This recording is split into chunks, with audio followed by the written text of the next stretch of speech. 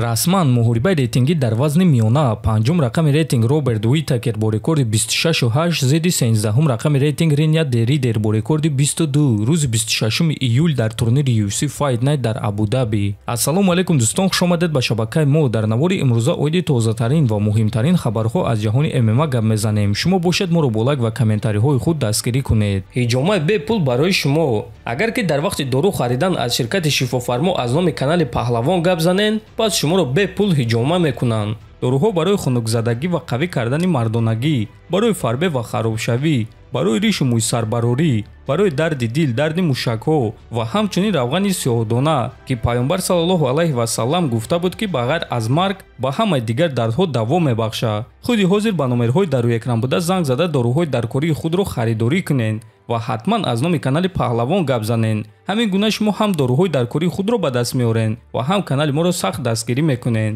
чемпиони пешинаи вазни миёнаи UFC Билол Муҳаммад баъди мағлубият ва аз даст додани камарбанди чемпионӣ аввалин эълон карда чунин суханҳо навишт: нақшаи Аллоҳ нақшаи беҳтарин аст. алҳамдулиллоҳ дар ҳама ҳолат. ташаккур ба ҳамаи онҳое ки маро тарафдорӣ мекунанд. ман пештар дар чунин ҳолат будум ва ман боз бармегардум, навиштааст Муҳаммад. ва чемпиони вазни сабук Ислам Махачев ӯро дастгирӣ карда чунин суханҳо навишт: Билол Муҳаммад, саратро бардор чемпион. Билол Муҳаммад барои чизе меҷангад ки аз унвони UFC дида болотар аст. ӯ барои одамони худ меҷангад. ғалаба ё бохт мероси ӯро муайян намекунад, навиштааст Махачев. ва дӯстон, бояд гуфт ки имрӯз рӯзи Билол Муҳаммад набудааст, лекин ӯ номи худро дар таърихи UFC ҳамчун чемпион гузошт ки кам одамон ба ӯ боварӣ доштанд. ва ин аз ҳама муҳим аст. мо бошад ба ӯ худбарқароркунӣ зуд ва барор хоҳонем. ана оиди чемпиони нав Ҷек Делла Маддалена бошад, пас ӯ омодааст ки аввалин ҳимояи камарбанди худро зидди Ислам Махачев гузаронад. дар вазни мо ҷангварони хуб бисёранд, аммо агар дастовардҳои Махачевро ба назар гирем, фикр мекунем ки ӯ арзандаи муҳорибаи унвонӣ аст, агар ки ба вазни мо баромадан хоҳад. аммо оиди ин чиз ман қарор намебарорам, аввалки UFC қарор мебароранд. албатта муҳорибаи имрӯза омодагии хуб барои муҳориба зидди Ислам Махачев мешавад. агар ки ӯ рақиби навбатии ман шавад, пас ин танҳо оғоз аст. дар муҳорибаи навбатӣ шумо версияи нави маро мебинед. Ислам гуфт ки камарбанди маро тоза нигоҳ дор, ӯ камарбанди маро мехоҳад.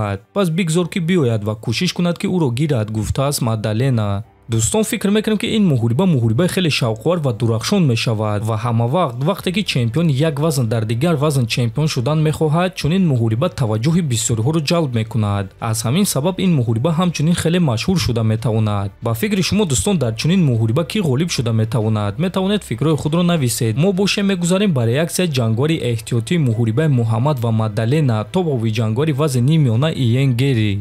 ҳамаи мо ҷангварони вазни миёна бояд ки як қадам қафо гузорем ва имконият ба шахсе диҳем ки ин чизро арзанда аст, Ислам Махачев. лекин агар ки гуфтушунидҳо хуб ба анҷом нарасанд, пас шумо ҷангвари ирландии қадбаланд бо мӯйҳои зард доред ки доимо омода аст ки ба UFC кӯмак кунад. ман Ҷек Делла Маддаленаро шикаст медиҳам, гӯшҳои ӯро мешиканам, гуфтааст Гери. ҳамчунин дигар ҷангвари топи вазни миёна, ҷангвари бебоғ Шавқат Раҳмонов низ аз худ эълон кард: Ҷек Делла Маддаленаро табрик мегӯм. ин баромади беҳтарин баъди осеб ва танаффуси тӯлонӣ буд. ту медонӣ ки дар ин вазн ман довталаби ҳақиқиюм. дер ё зуд вақти ман меояд, навиштааст Раҳмонов. ва дӯстон, баъди анҷоми турнир намояндагони UFC гуфтанд ки рӯзҳои наздик расман якчанд муҳорибаҳои калонро эълон мекунанд. барои ҳамин интизор мешавем ва мебинем ки дар вазни сабук ва дар вазни миёна чӣ гап мешавад. шумо бошед дар канали мо обуна шавед, то ин ки аз ҳама хабарҳои нави ҷаҳони ММА якум шуда бохабар шавед. то боздид хонобуду сарбаланд бошед.